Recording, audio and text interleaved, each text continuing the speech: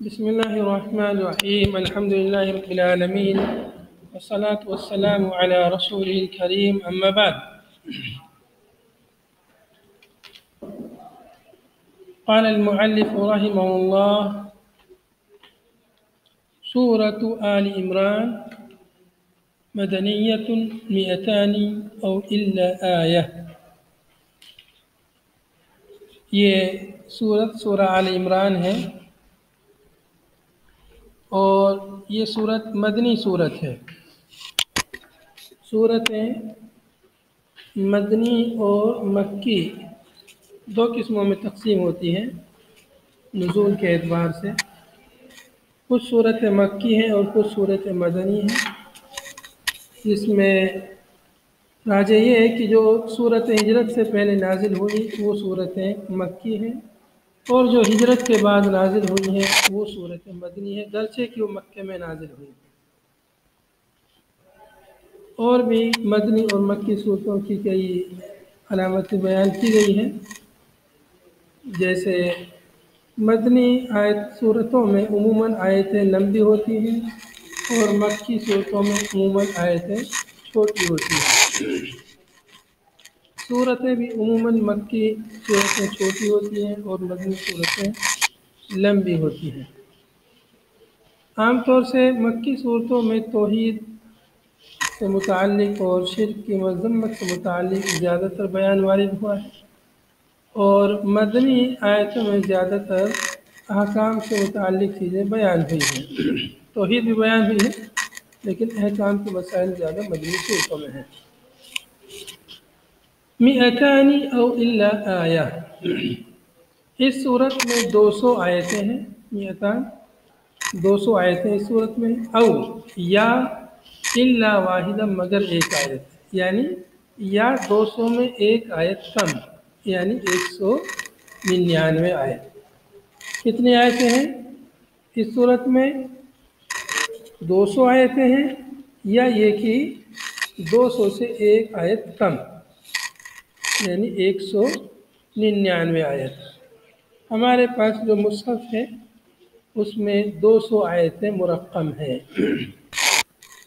بسم اللہ الرحمن الرحیم. بسم اللہ کے تعلق سے پیچھے بات گزر چکی ہے. شروع کرتا ہوں اللہ کے نام سے جو رحمان اور رحیم ہے. الف لام میم، یہ کلمہ بھی پیچھے گزر چکا ہے سورہ بقرہ کے شروع میں. حروف مقطعات میں سے ہے، جس کی تفسیر مؤلف نے یوں کی ہے: اللہ اعلم بمرادہ بذالک، اللہ تعالیٰ ہی اس سے اپنی مراد کو زیادہ بہتر جانتا ہے. حروف مقطعات یہ حروف ہجا ہیں، ان کا معانی اللہ تعالیٰ بہتر جانتا ہے کیا معنی ہے. یا یہ کہ یہاں پر ان کلمات کو ذکر کر کے کچھ علماء نے، کچھ مفسرین نے ان کو رموز اور اشارے کے طور پر بیان کیا ہے کہ یہ رموز اور اشارے ہیں، اور پھر انہوں نے ان رموز اور اشاروں کے کچھ معنی بیان کیے. اور بعض لوگوں نے کہا ہے کہ آگے چونکہ قرآن پاک کا ذکر آ رہا ہے، اور قرآن پاک ایک بہت بڑا چیلنج تھا کفار کے لیے، اور انہیں یہ چیلنج کیا جانا، دیکھو الف لام میم یہی سب حروف ہجا ہے اس قرآن میں، الگ سے کوئی چیز نہیں جو تم جانتے ہو. یہ حروف ہجا کو انہی حروف ہجا سے مل کر یہ قرآن پاک بنتا ہے، تم بنا کر دکھا دو اس کے جیسا قرآن پاک. انہیں بھی چیلنج کیا گیا ان کے ذریعے. بہرحال اس میں راجح تفسیر یہی: اللہ اعلم بمرادہ بذالک، اللہ تعالیٰ ہی ان سے اپنی مراد کو زیادہ بہتر جانتا ہے. اللہ لا الہ الا هو الحی القیوم، اس جملے کی تفسیر آیت الکرسی کے شروع میں گزر چکی ہے، اس لیے مؤلف نے یہاں اس کے بارے میں کچھ ذکر نہیں کیا ہے. اللہ لا الہ الا هو الحی القیوم، اللہ تعالیٰ ہی معبود برحق ہے، اس کے سوا کوئی معبود برحق نہیں ہے. اللہ تعالیٰ کے سوا کوئی معبود برحق نہیں ہے. اے لا معبود بحق فی الوجود الا اللہ. الہ یہ فعال کے وزن پر مفعول کے معنی میں، یعنی معلوم ہے، اور اللہ کی اصل بھی الہی ہے. اللہ اصل میں الہ تھا، چنانچہ اس میں سے الف مکسورہ کو یا حمزہ مکسورہ کو تخفیف کے لیے حذف کر دیا گیا اور شروع میں الف لام لگا دیا تو اللہ بن گیا۔ الہ کا معنی یہاں پر کیا ہے؟ معلوہ، یعنی معبود کے معنی میں، یعنی لا معبود بحق الا اللہ، یا لا معبود بحق الا اللہ، اللہ کے سوا کوئی معبود برحق نہیں ہے۔ الا ہوا ضمیر ہے جو لوٹ رہی ہے اللہ تعالیٰ کی طرف، اللہ تعالیٰ ہی ہے، اللہ تعالیٰ کے سوا کوئی معبود برحق نہیں ہے۔ ہوا ضمیر ہے، نام نہیں ہے، ہوا اللہ تعالیٰ کا نام یا اسم یا علم نہیں ہے، یہ ضمیر ہے۔ جیسے لا الہ الا انا دوسری جگہ قرآن پاک میں آیا ہے، اور ایک اور مقام پہ آیا فَعْلَمْ أَنَّهُ لَا إِلَهَ إِلَّا هُوَ، فَعْلَمْ أَنَّهُ لَا إِلَهَ إِلَّا اللَّهُ۔ تو ہوا یہ ضمیر ہے، علم نہیں ہے، اسم نہیں ہے، جیسا کہ صوفیہ لوگ کہتے ہیں اور اللہ کا ذکر کرتے ہیں ہوا ہوا ہوا ہوا ہوا ہوا ہوا ہوا کر کے وہ ذکر کرتے ہیں، وہ ذکر درست نہیں ہے، وہ ذکر باطل ہے۔ ہوا ہوا میں کیا فضل ہے؟ کیا ذکر کر رہے ہو؟ ہوا ہوا ہوا ہوا۔ کوئی بھی ذکر ہوتا ہے اللہ تعالیٰ کا تو اس میں کچھ خیر، اس میں کسی بھلائی کا پہلو ہوتا ہے۔ جیسے ہم کہتے ہیں اللہ اکبر، اللہ سب سے بڑا ہے، خالی اللہ اللہ اللہ اللہ کرنا بھی کوئی ذکر نہیں ہے۔ کوئی آدمی ذکر کرے اللہ کا اللہ اللہ اللہ، یہ ذکر نہیں ہے۔ آپ ذکر کیجیے، مطلب اللہ کیا، اللہ کا اس بات کر رہے، ایک نفی کر رہے، کچھ اس میں نہیں ہے، یہ تو شیطانی وسوسہ ہے، شیطانی ذکر ہے۔ شیطان جو ہے صرف اللہ اللہ کہہ کر ان کو اصل طریقے سے بھٹکا دینا چاہتا ہے۔ شیطان جو بھٹکاتا ہے وہ خوبصورت بناتا ہے، دیکھو اللہ کا نام، اللہ کا نام، لیکن اس کو اصل تک نہیں پہنچنے دیتا انسان کو۔ اصل کیا ہے؟ ذکر۔ اس کے ساتھ میں یا تو کہو سبحان اللہ، اللہ پاک ہے، یا کہو اللہ اکبر، اللہ سب سے بڑا ہے، یا کہو الحمدللہ ہے، تمام تعریف اللہ کے لیے۔ اللہ کے نام کے ساتھ کسی فعل کا ذکر کرو کہ اللہ تعالیٰ کے بارے میں تم کیا کہہ رہے ہو۔ اللہ لا الہ الا ہوا الحی القیوم، اللہ تعالیٰ حی ہے، زندہ ہے، ہمیشہ سے ہے، ہمیشہ رہے گا، نہ اس کی ابتدا ہے نہ اس کی انتہا ہے، نہ اس کی شروعات ہے نہ اس کا زوال ہے، ہمیشہ سے اللہ تعالیٰ زندہ ہے، نہ اس کو نیند آتی ہے نہ اس کو اونگ آتی ہے، وہ ہر اعتبار سے مکمل طور پر کامل حیات والا ہے۔ الحی، الحی میں الف لام جو ہے وہ استغراق کے لیے ہے، یعنی اللہ تعالیٰ کی حیات کاملہ ہے، اور اللہ تعالیٰ کے علاوہ جس کی بھی حیات ہے وہ سب عطائی حیات ہے، وہ ناقص حیات ہے، وہ کامل حیات نہیں ہے، ہمیشگی کی حیات نہیں ہے، ہمیشگی کی حیات وہ اللہ تعالیٰ کی ہے۔ الحی القیوم، اللہ تعالیٰ قیوم ہے، یعنی القائم بنفسہ، اللہ تعالیٰ بذات خود قائم ہے، القائم علی غیرہ، اللہ تعالیٰ بذات خود قائم ہے، دوسروں کا محتاج نہیں ہے، القائم علی غیرہ، بلکہ دوسرے لوگ اللہ تعالیٰ کے محتاج ہیں، دوسرے لوگوں کو اللہ تعالیٰ، دوسرے لوگوں کو، دوسری تمام مخلوقات کو اللہ تعالیٰ ہی نے سنبھال کے رکھا ہے، اللہ تعالیٰ ہی ان کی دیکھ ریکھ کر رہا ہے، اللہ تعالیٰ ہی انہیں چلا رہا ہے۔ الحی القیوم، اللہ تعالیٰ حی ہے، اللہ تعالیٰ قیوم ہے، اللہ تعالیٰ حی ہے، قیوم ہے۔ حی اور الحی والقیوم، اس میں یہ دو اللہ رب العالمین کے دو اسماء الحسنہ کا ذکر یہاں ہوا، اور ایک اللہ کا ذکر ہوا، ایک الہ کا ذکر ہوا، اگر الہ کو بھی اسے مانتے ہیں تو گویا 3-4 اللہ تعالیٰ کے اسماء الحسنہ کا ذکر اس مختصر سی آیت میں ہوا۔ الحی القیوم، حی یہ اللہ تعالیٰ کی صفت پر دلالت کر رہا، جو کہ کمال صفات جس سے مستنبط ہوتی ہیں، جو اس بات پر دلالت کر رہا ہے اللہ تعالیٰ کی تمام صفات کمال درجے کی ہیں۔ القیوم یہ اس بات پر دلالت کر رہا ہے کہ اللہ رب العالمین کے افعال جو ہے تمام افعال کمال درجے کے ہیں، کمال افعال والا ہے اللہ تعالیٰ، کامل الصفات اور کامل الافعال، اور دونوں کا ایک ساتھ آنا یہاں پر کمال ذات پر دلالت کر رہا ہے، یعنی اللہ رب العالمین کی ذات کامل ذات ہے، اس میں کسی قسم کا کوئی نقص نہیں، کوئی عیب نہیں۔ اللہ تعالیٰ کسی کا محتاج نہیں، کسی کے مدد، کسی کی تعاون کی اسے ضرورت نہیں، جو کچھ کر رہا ہے وہ اکیلا کر رہا ہے، اس کی کاریگری میں کوئی شریک نہیں، اس کی کسی ملکیت میں کوئی شریک نہیں، اس کی ذات میں کوئی شریک نہیں، اس کے افعال میں کوئی شریک نہیں، اس کی صفات میں کوئی شریک نہیں، اس کے اسماء الحسنی میں کوئی شریک نہیں، اس کی عبادت میں کوئی شریک نہیں۔ اگر کوئی شریک کرتا ہے تو وہ گنہگار ہے، وہ مشرک ٹھہرے گا۔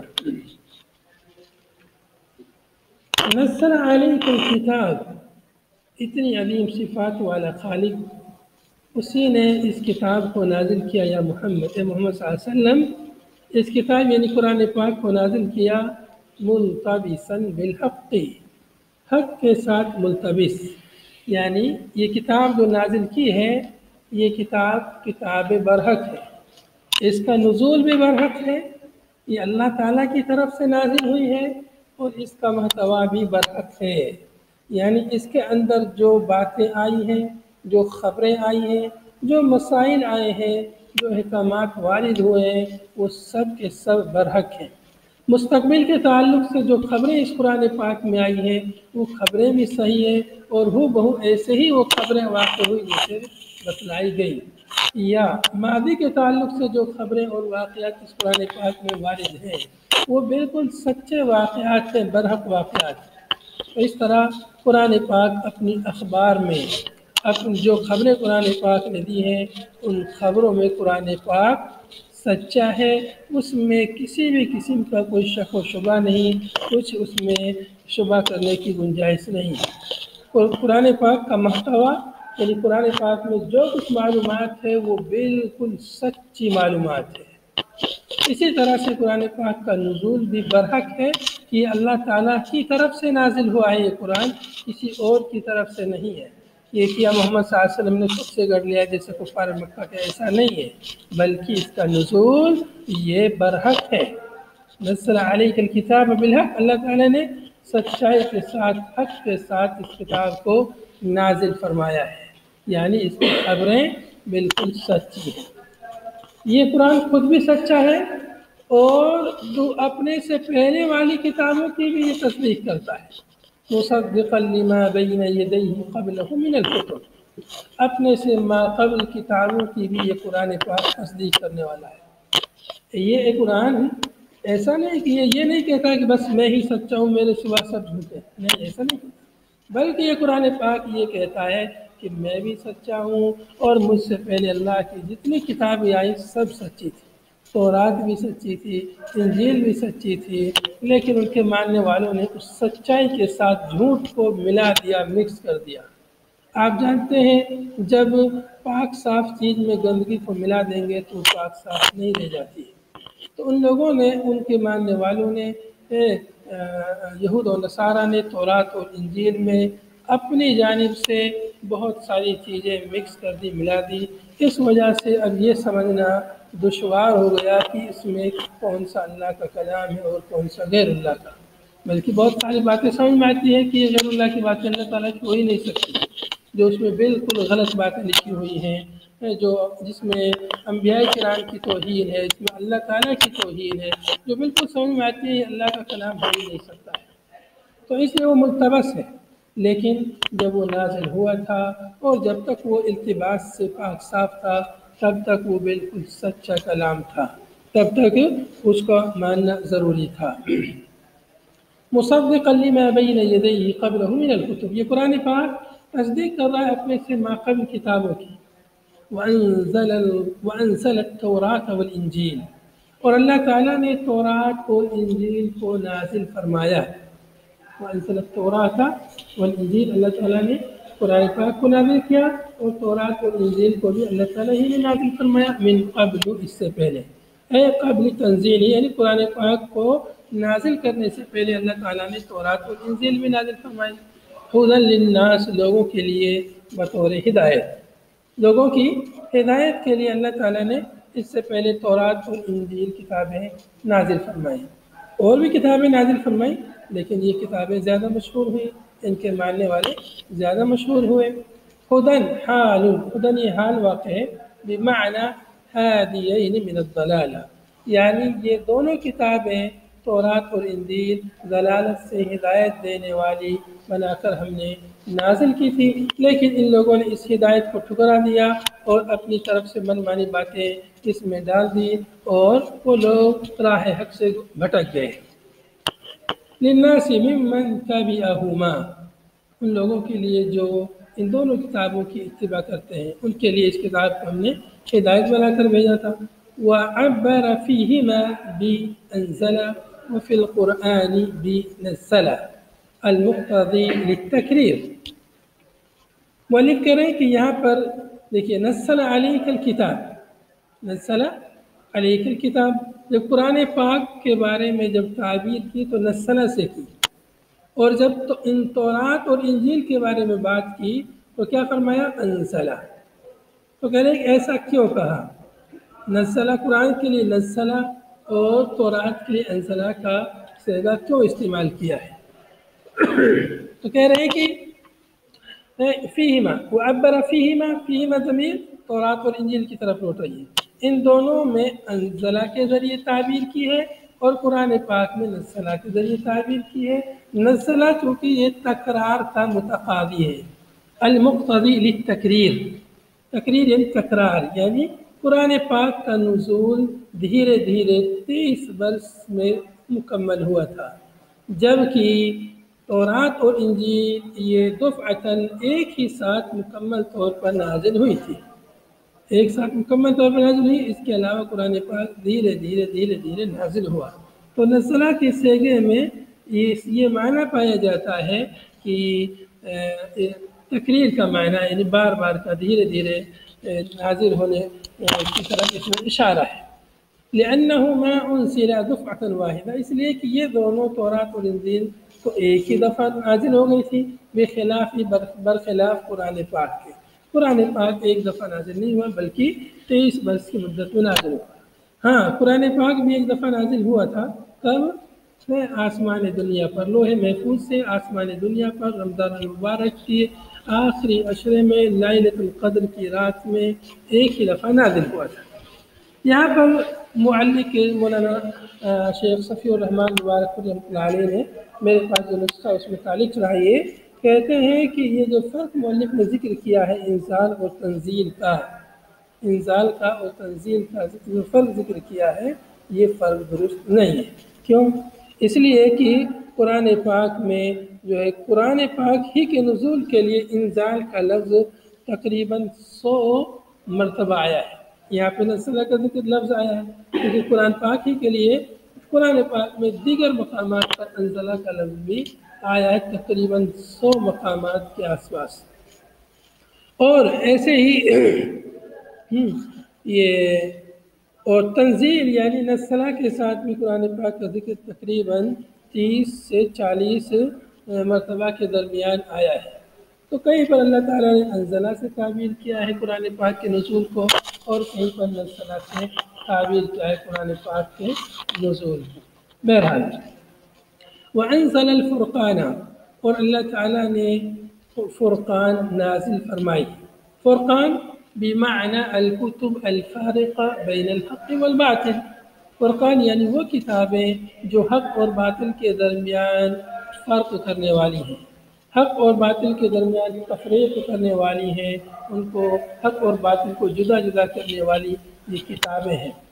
وَذَكَرَهُ بَعْدَ ذِكْرِ الثَّلَاثَ لِيَؤُمَّ مَا عَدَاهُ، اور اللہ تعالیٰ نے اس کو ذکر کیا ہے فرقان کو تینوں کتابوں کے بعد ذکر کیا ہے، یعنی تورات، انجیل اور قرآن کے بعد میں ذکر کیا. وَأَنزَلَ الْفُرْقَانَ، وَأَنزَلَ الْفُرْقَانَ بمعنى تو یہ کیوں ذکر کیا ہے؟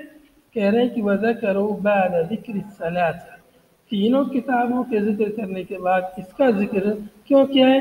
لِيَؤُمَّ مَا عَدَاهَا، تاکہ یہ عام ہو جائے ان کے علاوہ کتابوں کو بھی۔ ایسا نہیں کہ صرف یہی کتابیں یعنی فرقان ہیں، بلکہ اس کے علاوہ اور بھی جو کتابیں اللہ تعالیٰ نے نازل فرمائی تھی، زبور وغیرہ، صحف ابراہیم اور دیگر انبیاء کو اللہ تعالیٰ نے جو کتابیں دی جس کا ذکر نہیں وارد ہوا ہے، وہ سب کتابیں اللہ کی طرف سے فرقان تھی۔ اللہ رب العالمین کی طرف سے قول فیصل تھی، حق اور باطل کے درمیان تفریق کرنے والی کتابیں تھیں۔ تو یہاں پر یعنی تینوں کتابوں کا ذکر کر کے یہ کہا ہے کہ اور فرقان نازل فرمائے، مطلب ان کے علاوہ اور بھی کتابیں ہیں جو فرقان ہیں۔ کیا یہ کہ یہ تینوں کتابوں ہی کی صفت ہے، ان کی تینوں ہی کتابیں فرقان ہیں، اس کو بیان کیا جا رہا ہے، یا یہ کہ اس کے علاوہ اور بھی جو کتابیں ہیں وہ سب فرقان ہیں۔ اگر اس کو صرف قرآن کے بعد ذکر کیا جاتا تو پھر یہ معنی لیا جاتا کہ جو ہے صرف قرآن فرقان ہے، باقی کتابیں فرقان نہیں۔ حالانکہ اللہ تعالیٰ کی طرف سے نازل شدہ تمام کتابیں فرقان ہیں اور تمام کتابیں حق اور باطل کے درمیان تفریق کرنے والی ہوتی ہیں۔ ان الذین کفروا بآیات اللہ، یقیناً وہ لوگ جو کفر کرتے ہیں، جنہوں نے کفر کیا اللہ کی آیتوں کا، یعنی قرآن پاک وغیرہ جو اللہ کی آیتیں ہیں، جنہوں نے کفر کیا ان کے لیے عذاب شدید ہے۔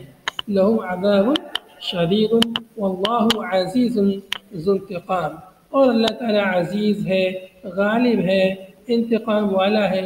عزیز غالب علی امرہ، اپنے امر پر غالب ہے، یعنی جو امر جو حکم وہ دیتا ہے اس کو نافذ کرنے پر وہ قدرت رکھتا ہے۔ فلا یمنعہ شیء من انجاز وعیدہ ووعدہ، چنانچہ کوئی چیز اس کو اس کے وعید اور وعدے کو پورا کرنے سے منع نہیں کر سکتی۔ فلا یمنعہ شیء، کوئی چیز اسے منع نہیں سکتی، روک نہیں سکتی ہے، من انجاز وعیدہ، وعید کو پورا کرنے سے اور وعدے کو پورا کرنے سے۔ اللہ تعالیٰ اپنے مومنین بندے کے لیے وعدہ فرماتا ہے خیر کا، جنت کا وغیرہ، اور جو اس کی نافرمانی کرتے ہیں اللہ تعالیٰ انہیں وعید سناتا ہے، انہیں عذاب کی دھمکی دیتا ہے۔ تو اللہ تعالیٰ وعید کو پورا کرنے اور وعدے کو پورا کرنے سے کوئی چیز اس کو روک نہیں سکتی ہے۔ ذو انتقام، اللہ تعالیٰ انتقام والا ہے، یعنی انتقام عقوبۃ شدیدۃ ممن عصاہ، یعنی سزا، سخت سزا دینے والا ہے کن کو؟ جنہوں نے اس کی نافرمانی کی، جو ممن عصاہ، جنہوں نے اللہ تعالیٰ کی نافرمانی کی، اللہ تعالیٰ ان سے انتقام لینے پر قادر ہے۔ لا یقدر علی مثلہ احد، کوئی اس جیسا قادر نہیں ہے، اللہ تعالیٰ کے جیسے کوئی قدرت نہیں رکھتا انتقام لینے کی اور سزا دینے کی۔ ان اللہ لا یخفی علیہ شیء فی الارض ولا فی السماء، یقیناً اللہ سبحانہ وتعالیٰ پر کوئی چیز مخفی نہیں ہے۔ لا یخفی علیہ شیء فی الارض ولا فی السماء، کوئی چیز، کائن فی الارض، زمین میں ہونے والی کوئی بھی چیز، زمین میں رونما ہونے والی، زمین میں پیدا ہونے والی، زمین میں کچھ بھی، کوئی بھی حادثہ ہونے والا اللہ تعالیٰ سے مخفی نہیں ہے۔ ولا فی السماء، اور نہ ہی آسمان میں ہونے والا کوئی بھی حادثہ، کوئی بھی چیز رونما ہونے والی اس سے مخفی ہے۔ نہ ہی آسمان میں کوئی چیز مخفی ہے اور نہ زمین میں کوئی چیز اس سے پوشیدہ ہے۔ اللہ تعالیٰ کو ہر چیز کا علم ہے، لعلمہ بما یقع فی العالم من کلی و جزئی، کیوں مخفی نہیں ہے؟ اس کو اس کے علم کی وجہ سے، اس کو معلوم ہونے کی وجہ سے، بما اس کو جو یقع واقع ہوتا ہے فی العالم عالم میں، من کلی کلی و جزئی اور جزئی، کلی چیز یا جزئی چیز جو بھی دنیا میں واقع ہوتی ہے اللہ کو اس کا علم ہے۔ کلی مکمل طور پر، جیسے زمین مکمل طور پر ہے، اس میں کوئی حرکت آئے ہے یا اس میں کوئی بھی چیز یا اس کے اندر سے کوئی چیز پیدا ہو جزوی طور پر، کہاں پر کیا چیز اگ رہی ہے، کیا پیدا ہو رہی ہے، زمین کے اندر کیا نکل رہا ہے، خزانے نکل رہے ہیں یا اس میں سے آگ کے شعلے نکل رہے ہیں یا آتش فشاں اس سے نکل رہا ہے، یا اس میں زمین پر جو ہے گنہگار لوگ چل رہے ہیں یا اس پر جو ہے نیک لوگ چل رہے ہیں، یا توحید کا غلبہ ہے، شرک کا غلبہ، جو کچھ بھی دنیا میں جہاں بھی ہو رہا ہے اللہ کو مکمل طور سے کلی اور جزئی ہر چیز کا علم ہے، اس لیے کوئی چیز اس سے مخفی نہیں ہے۔ چاہے کوئی کتنی ہی اندر کمروں کے اندر ہو یا زمین کے اندر ہو یا زمین کے نیچے ہو، کوئی چیز اس سے مخفی اور پوشیدہ نہیں ہے۔ وَخَصَّهُمَا بِالذِّكْرِ، اللہ تعالیٰ نے ان دونوں کا ذکر بالخصوص کیا، ان کو ذکر کے ساتھ خاص کیا، یعنی آسمان اور زمین میں کوئی چیز اس سے مخفی نہیں ہے۔ کیا آسمان اور زمین کے علاوہ کوئی کہیں اور چیز جگہ مخفی ہے؟ نہیں، کہیں بھی کوئی چیز اس سے مخفی نہیں ہے۔ تو ان دونوں کو کیوں خاص کیا ہے؟ اس لیے لِأَنَّ الْحِسَّ لَا يَتَجَاوَزُهُمَا، اس لیے کہ انسان کی جو حس ہے، جو سوچنے اور سمجھنے کی صلاحیت ہے، وہ ان دونوں سے آگے نہیں جاتی ہے۔ انسان کی حصی جو صلاحیت ہے وہ بس سوچتا ہے اوپر آسمان نیچے زمین، بس اتنا ہی انسان سوچتا ہے، اس سے زیادہ اس کو سمجھ میں نہیں آتا ہے۔ تو اس واسطے صرف آسمان اور زمین کا ذکر کیا ہے، نیچے زمین ہے اوپر آسمان ہے، باقی کیا ہے وہ انسان کو سمجھ میں نہیں آتا۔ اس کے علاوہ بیچ میں اور بھی سینکڑوں ہزاروں لاکھوں کروڑوں اللہ تعالیٰ کی مخلوقات موجود ہیں۔ تو انسان کے لیے اوپر آسمان نیچے زمین ہے، اس لیے کہا کہ آسمان اور زمین میں کوئی چیز اس سے مخفی نہیں ہے، ورنہ کہیں بھی کوئی چیز اللہ تعالیٰ سے مخفی اور پوشیدہ نہیں ہے۔ هو الذی یصورکم فی الارحام، وہ اللہ تعالیٰ ہی ہے، وہ اللہ جس کا ذکر اوپر گزرا ہے، اللہ لا الہ الا هو الحی القیوم، وہ اللہ تعالیٰ ہی ہے جس پر کوئی چیز مخفی نہیں، وہ اللہ تعالیٰ ہی ہے جو تمہاری تصویر بناتا ہے فی الارحام، رحم مادر میں۔ والذی یصورکم فی الارحام، وہ اللہ تعالیٰ ہی ہے جو تمہاری تصویر بناتا ہے، تمہاری شکل بناتا ہے، تمہیں تمہارے ناک، آنکھ، کان، ناک، منہ، ہونٹ، گال، رخسار وغیرہ جو تمہارے لیے تراشتا ہے، تمہارے لیے بناتا ہے، وہ کون ہے؟ وہ اللہ تعالیٰ ہی ہے۔ کوئی انسان نہیں ہے کہ جو انسان کے لیے رحم میں اس کی تصویر بنا سکے، اس کی شکل و صورت بنا سکے۔ کیسے بناتا ہے؟ کیف یشاء، جیسے وہ چاہتا ہے، من ذکورۃ و انوثۃ و بیاض و سواد وغیر ذالک، کسی کو مذکر بناتا ہے، کسی کو مؤنث بناتا ہے، کسی کو گورا بناتا ہے، کسی کو کالا بنا دیتا ہے، وغیر ذالک، اور بہت سارے اوصاف انسان میں، کسی کو مکمل بناتا ہے، کسی کو ناقص بنا دیتا ہے، اور کسی کو کچھ وغیرہ، تو جیسے وہ چاہتا ہے۔ لا الہ الا هو العزیز الحکیم، کوئی معبود برحق نہیں سوائے اس کے، وہ عزیز ہے فی ملکہ، اپنی بادشاہت میں وہ غالب ہے، الحکیم فی صنعہ، اپنی کاریگری میں وہ حکیم ہے، حکمت والا ہے، کوئی چیز بھی کوئی کام بھی اس کا حکمت سے خالی نہیں ہے، جو کچھ بھی وہ کرتا ہے ہمیں چاہے اچھا لگے یا برا لگے، اس میں اللہ کی حکمت ہوتی ہے، اس میں اللہ رب العالمین کی کوئی نہ کوئی حکمت اور رحمت ہوتی ہے۔ هو الذی انزل علیک الکتاب منہ آیات محکمات، وہ اللہ ہی ہے جس نے نازل کیا تمہارے اوپر کتاب کو۔ دیکھیں یہاں پر انزلہ آیا ہے قرآن پاک کے لیے، پیچھے نزلہ کا صیغہ آیا تھا، یہاں پر انزلہ کا آیا ہے۔ وہ اللہ تعالیٰ ہی ہے جس نے تمہارے اوپر کتاب کو نازل کیا۔ کس کتاب کو؟ قرآن پاک کو۔ منہ آیات محکمات، اس کتاب کی کچھ آیتیں محکم ہیں، کچھ آیتیں منہ آیات محکمات، کچھ آیتیں محکم ہیں، یعنی محکم کا مطلب کیا ہے؟ واضحات الدلالہ، جس کی دلالت بالکل واضح ہے، اس کو پڑھتے ہی سمجھ میں آ جاتا ہے اس کا کیا مفہوم ہے، کس چیز پر یہ آیت دلالت کر رہی ہے۔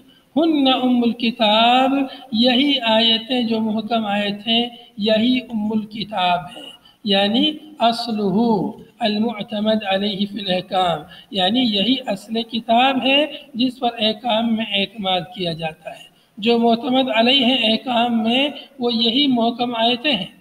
وَأُخَرُ مُتَشَابِهَاتٌ، اور قرآن پاک میں کچھ اور دوسری آیتیں ہیں جو متشابہ آیتیں ہیں۔ متشابہ آیتیں یعنی لا تفہم معانیها، جن کے معنی سمجھ میں نہیں آتے۔ متشابہ یعنی لا تفہم معانیها، جن کے معنی سمجھ میں نہیں آتے۔ کأوائل السور، جیسے اوائل سور، اوائل سور یعنی صورتوں کے، صورت کی جمع ہے، صورتوں کے شروع میں ابتدا میں جو حروف مقطعات ہے، الف لام میم حامیم صاد وغیرہ، یہ جو حروف مقطعات ہیں یہ اوائل سور، یہ متشابہ ہیں، ان کے معنی کوئی نہیں جانتا اللہ تعالیٰ کے سوا، اللہ تعالیٰ ان کے معنی بہتر جانتا ہے۔ تو کچھ آیتیں متشابہ ہیں اور کچھ آیتیں محکم آیتیں ہیں، تو جن کی دلالت بالکل واضح ہے، اور بھی معنی مفسرین نے ذکر کیے ہیں، یہ معنی زیادہ واضح معنی ہے، راجح معنی ہے۔ وَجَعَلَهُ كُلَّهُ مُحْكَمًا فِي قَوْلِهِ أُحْكِمَتْ آيَاتُهُ، اور اللہ تعالیٰ نے مکمل قرآن کو یعنی مکمل قرآن کو محکم بنایا، فی قولی اپنے اس فرمان میں، احکمت آیاتہ، احکمت آیاتہ، اس فرمان میں جو سورہ ہود میں آیت نمبر 1 میں ہے احکمت آیاتہ، تو یہ سورہ ہود کی آیت نمبر 1 میں اللہ تعالیٰ نے پورے قرآن کو ہے محکم قرار دیا ہے۔ یہاں پر اس آیت میں قرآن کی بعض آیتوں کو محکم اور بعض آیتوں کو متشابہ، جبکہ سورہ ہود کی آیت نمبر 1 میں مکمل قرآن کو محکم قرار دیا ہے بیمعنی، تو وہاں پر محکم کا معنی کیا ہے؟ وہاں پر محکم کا معنی انہ لیس فیہ عیب، کہ قرآن پاک میں کوئی عیب نہیں ہے، مکمل قرآن محکم ہے، یعنی مکمل قرآن عیب سے پاک ہے، اس میں کوئی نقص نہیں، کوئی عیب نہیں، کوئی کمی نہیں۔ اور وہ متشابہن فی قولہ، یعنی وجعلہ کلہ محکما وجعلہ کلہ متشابہن، اور اللہ تعالیٰ نے مکمل قرآن کو متشابہ قرار دیا فی قولہ، اس قول میں، کتابا متشابہا، کتابا متشابہا، یہ قول ہے جو ہے سورہ زمر میں، سورہ زمر آیت نمبر 23 میں یہ قول ہے کتابا متشابہہ، وہاں پر مکمل قرآن کو متشابہ قرار دیا ہے۔ تو یہاں پر متشابہ کا مطلب کیا ہے؟ بمعنی انہ یشبہ بعضہ بعضا فی الحسن والصدق، اس کا مطلب متشابہ کا مطلب سورہ زمر میں یہ ہے کہ قرآن پاک کا بعض حصہ بعض کے جیسے ہے، قرآن کا بعض حصہ بعض آیتیں بعض آیتوں کے جیسے ہیں، متشابہ ہیں، یعنی کس چیز میں متشابہ ہے، ایک جیسی ہیں؟ فی الحسن، حسن تنظیم میں، قرآن پاک کی حسن ترتیب میں، قرآن پاک کی صدق میں، سچائی میں، بعض آیتیں بعض آیتوں کے متشابہ ہیں، ایک جیسے ہیں، ان کا ایک دوسرے سے میل جول ہے، تطابق ہے، ایسا نہیں کہ ایک دوسرے سے وہاں پر میل جول نہ ہو، ان میں میل جول ہے، تشابہ ہے، اور ایک دوسرے سے حسن تنظیم میں، حسن ترتیب میں، خوبصورتی میں، بلاغت میں، فصاحت میں ایک دوسرے سے ملتی جلتی ہیں، تو یہ مطلب ہے کتاب متشابہہ کا۔ تو اس طرح سے ہمیں 3 باتیں یہاں معلوم ہوئی کہ مکمل قرآن محکم ہے، مکمل قرآن متشابہ ہے، بعض قرآن محکم ہے اور بعض قرآن متشابہ ہے۔ تو ایک جگہ تو مکمل قرآن کو محکم قرار دیا، وہاں پر مطلب یہ ہے کہ پورا کا پورا قرآن عیب سے پاک ہے۔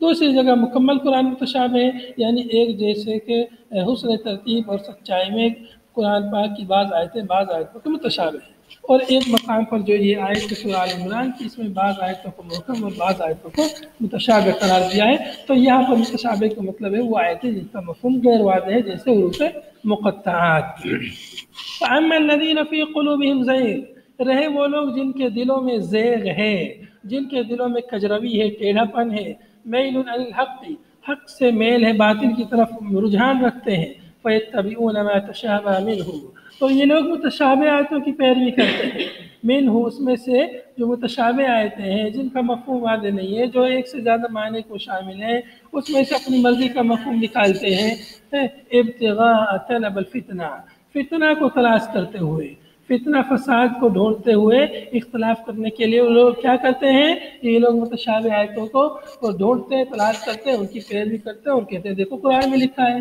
تو اس طرح سے ایک آیت جو کئی معنی کو مشتمل ہوتی ہے یا اس کا معنی بالکل واضح نہیں ہے، محکم آیتوں کو چھوڑتے ہیں، متشابہ آیتوں کے پیچھے پڑے رہتے ہیں اور لوگوں میں اختلاف پھیلاتے ہیں، لوگوں کے ذہنوں میں شکوک و شبہات ڈالتے ہیں۔ لِحُبِّهِمْ لَهَا، ان متشابہ آیتوں کو چاہنے کی وجہ سے، بِوُقُوعِهِمْ فِي الشُّبُهَاتِ، ان کو لوگوں کو شبہات میں واقع کرنے کی وجہ سے، واللبس، اور شکوک و شبہات اور لبس میں، التباس میں، غیر واضح چیزوں میں لوگوں کو واقع کرنے کے لیے، لوگوں کو مبتلا کرنے کے لیے یہ لوگ ایسی آیتوں کو تلاش کرتے ہیں۔ وابتغاء تاویلہ، تفسیر ہی، اور ان آیتوں کی متشابہ آیتوں کی تفسیر و تعویل تلاش کرتے ہیں یہ لوگ۔ وما يعلم تاویلہ الا اللہ، حالانکہ ان کی تعویل اللہ کے سوا کوئی نہیں جانتا۔ تعویل کا مطلب تفسیر، ان آیتوں کی تفسیر اللہ کے سوا، اللہ وحدہ کے سوا کوئی نہیں جانتا۔ والراسخون الثابتون المتمكنون في العلم، اور راسخ لوگ علم میں جو پختہ ہیں، جو ثابت ہے، جو متمکن ہیں، وہ لوگ یقولون کہتے ہیں آمنا بھی ہم اس پر ایمان لائے. فی العلم مبتدا خبر ہو. یہ والراسخون فی العلم کہہ رہے مؤلف کی یہ کیا ہے؟ یہ مبتدا ہے اور اس کی خبر ہے یقولون. کی خبر ہے یقولون یہ لوگ کہتے ہیں راسخون فی العلم کیا کہتے ہیں؟ آمنا بھی ہم اس پر ایمان لائے. یعنی بالمتشابہ، متشابہ آیتوں پر ہمارا ایمان ہے کہ انہ من عند اللہ، کی آیتیں اللہ کی جانب سے ہیں، ولا نعلم معناها، اور ہم اس معنی ہو اور ہم اس کا معنی نہیں جانتے. متشابہ آیتوں پر ہمارا ایمان ہے کہ یہ بھی اللہ کا کلام ہے لیکن ہمیں اس کا معنی نہیں معلوم. کل من عند ربنا، یہ سب آیت اللہ کی جانب سے ہیں، ہمارے رب کی جانب سے ہیں. سب آیتیں من المحکم والمتشابہ، محکم آیتیں، متشابہ آیتیں، سب کی سب ہمارے رب کی جانب سے ہیں. وما يذكر الا اولو الالباب، وما يذكر بادغام التاء في الاصل في الذال اي التعيد. اصل میں يتذكر تھا، يتذكر تا کو ذال سے بدل کر ذال کو ذال میں مدغم کر دیا تو کیا ہو گیا؟ يذكر. معنی کیا ہے؟ يتعظ. وما يتعظ الا اولو الالباب، اور نصیحت حاصل نہیں کرتے مگر عقل مند لوگ، یعنی اصحاب العقول، جو عقل والے لوگ ہیں وہی لوگ نصیحت حاصل کرتے ہیں، وہی لوگ محکم آیتوں کی پیروی کرتے ہیں، متشابہ آیتوں پر ایمان رکھتے ہیں. لیکن جن لوگوں کے دلوں میں زیغ ہے، ٹیڑھا پن ہے، کجروی ہے، وہ لوگ متشابہ آیتوں کو تلاش کرتے ہیں اور اپنے باطل کے لیے متشابہ آیتوں کی طریق پکڑتے ہیں. اس طرح سے صحیح راستے سے بھٹک جاتے ہیں. هذا وصلى الله وسلم على نبينا محمد وعلى اله وصحبه اجمعين. سبحانك اللهم وبحمدك نشهد ان لا اله الا انت نستغفرك ونتوب اليك. والسلام عليكم ورحمه الله وبركاته.